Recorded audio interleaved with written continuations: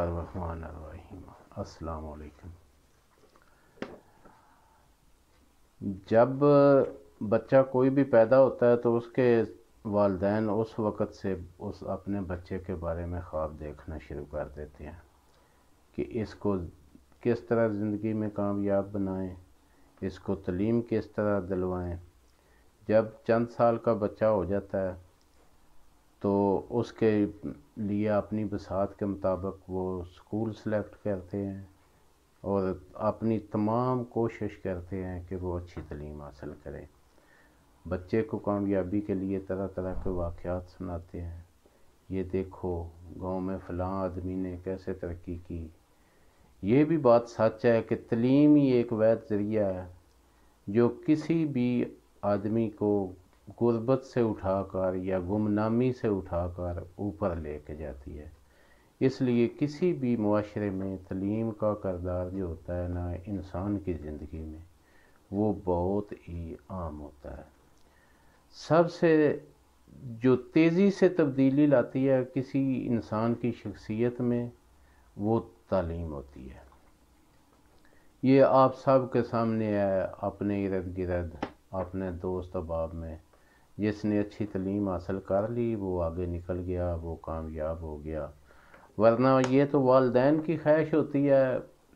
آگے زندگی کے مختلف رنگ ہوتے ہیں، ہر کوئی ترقی نہیں کرتا، سارے دفتروں میں نہیں بیٹھ جاتے، سارے کمانڈر لیڈر نہیں بن جاتے، کچھ نے درختوں پہ سڑکوں پہ درخت بھی لگانے ہوتے ہیں، انسانوں نے کھانا بھی کھانا ہوتا ہے، کھیتی باڑی بھی کرنی ہوتی ہے۔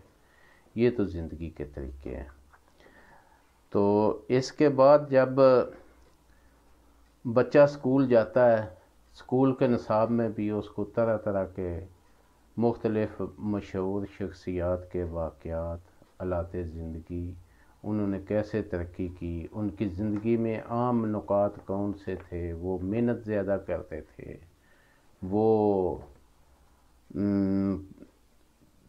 ایماندار تھے، وہ تعلیم کے ساتھ کتنے مخلص تھے، ان کا لوگوں سے میل ملاپ کیسے تھا، وہ بات کیسے سوچ سمجھ کے کرتے تھے، ان کی زندگی کا انداز کیا تھا، یہ سب چیزیں اسکول کے نصاب میں بھی بچوں کو پڑھائی جاتی ہیں تاکہ وہ ان پر عمل کر سکیں، اور کوئی مقصد نہیں اس کا ہوتا۔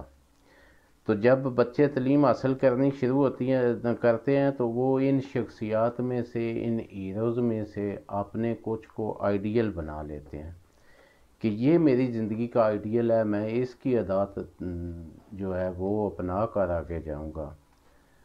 تو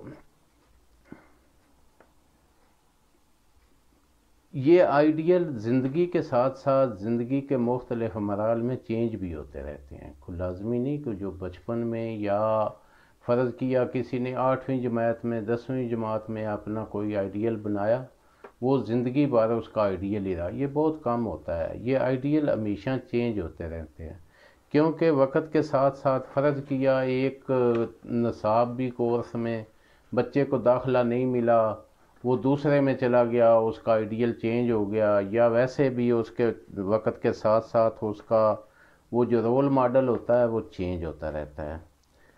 لیکن ایک چیز کامن رہتی ہے کہ جس کو بھی وہ اپنا رول ماڈل بناتا ہے وہ پوری کوشش کرتا ہے کہ میں اس کی زندگی کے واقعات، اس کی زندگی کا طرز زندگی اپناؤں اور اس پر عمل کروں۔ ظاہر ہے زندگی میں کوئی چیز بھی آسانی سے نہیں کسی کو بھی مل جاتی، یہ بہت مشکل ہوتا ہے۔ بڑی محنت کے بعد کوئی چند لوگ جو ہوتے ہیں وہ اپنی زندگی میں کامیابی حاصل کرتے ہیں۔ اتنا آسان نہیں ہوتا اپنی کامیابی کا حصول، لیکن اس میں جو سب سے زیادہ دخل ہوتا ہے وہ بندے کا اپنا بھی ہوتا ہے، مثلاً اس کی فہم و فراست، اس کی محنت، لگن، یہ سب چیزیں شامل ہوتی ہیں۔ Abraham Lincoln, Quaid Azam, Nelson Mandela, Abdul Sattar Edhi اتنی آسانی میں سے نہیں بن گئے تھے، ایک دن میں یہ سب کچھ اچیو نہیں کیا جا سکتا جو ان لوگوں نے اپنی زندگی میں اچیو کیا۔ اس کے پیچھے دیکھیں تو کئی سالوں کی محنت ہے۔ اور محنت بھی ایسی کہ دن اور رات کی محنت. اگر ان کی محنت اور خدمت، لوگوں کی خدمت یا عام زندگی کے واقعات دیکھیں تو وہ ان کو فالو کرنا بہت مشکل ہوتا ہے، اور ان کے واقعات ان گنت ہیں. تو یہ تو بات تھی محنت کی. اب کچھ ایسے بھی لوگ آ جاتے ہیں جن کو کوئی محنت نہیں کرنا پڑتی، سب کچھ پلیٹ میں رکھ کے ان کو دیا جاتا ہے. ان میں سے ایک نام جو ہے وہ ملالہ یوسفزئی کا بھی ہے، جن کو سب کچھ جس کو پلیٹ میں رکھ کے دیا. یہ ہماری آنکھوں کے سامنے کا واقعہ ہے، کوئی پرانا واقعہ نہیں کہ یہ فلاں صدی کا واقعہ ہے ہم نے نہیں دیکھا. یہ سب کچھ ہماری آنکھوں کے سامنے ہے. اس کو سن بلوغت تک پہنچنے سے پہلے دنیا کے تمام انعامات، اعزازات، شہرت، سب کچھ مل چکا تھا. پوری دنیا کا میڈیا کا مرکز تھی. اچھا، اب میرا سوال یہاں یہ پیدا ہوتا ہے کہ اس کو ملنے والے جتنے بھی اعزازات ہیں، جتنے بھی انعامات ہیں، ان میں سے سب سے بڑا اعزاز، دنیا کا سب سے بڑا اعزاز جو ہے وہ نوبل پرائز بھی شامل ہے. اچھا، اگر کوئی بچہ آج یہ چاہے کہ میں ملالہ کو اپنا آئیڈیل بنا لیتا ہوں، تو میرا سوال یہ پیدا ہوتا ہے کہ ملالہ کو آئیڈیل بنا کر کس راہ پہ بچہ چلے تو وہ ملالہ یوسفزئی کی تقلید کر سکتا ہے. اس کی تقلید کرنے کے لیے آخر اس کے واقعات، اس کے طرز زندگی کو اپنانا تو پڑے گا. اگر کوئی بچہ یہ چاہے کہ میں ملالہ زندگی کے طرز زندگی اپنا لوں تو وہ کیا کرے گا؟ اس سوال کا جواب مجھے اکثر سوچنے پہ مجبور کرتا ہے کہ سب کچھ ہماری آنکھوں کے سامنے ہوا ہے.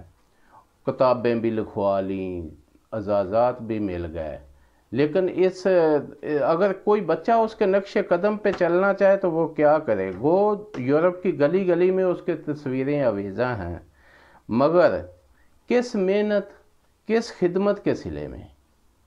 یہ تو ایک الزام ہے نا اس پہ کہ اس نے عورتوں کی تعلیم میں حصہ ڈالا. یہ ایک الزام ہے، میں الزام کا لفظ استعمال کر رہا ہوں. الزام اس لیے ہے کہ آپ کو سب کے سامنے یہ بات ہے کہ جس کی اپنی تعلیم ہی مکمل نہیں، وہ میٹرک کی سٹوڈنٹ ہے، جس کی اپنی تعلیم مکمل نہیں، وہ دوسروں کی تعلیم کے بارے میں سوچ کے آ سکتی ہے. تو یہ آج کا موضوع تھا میرا.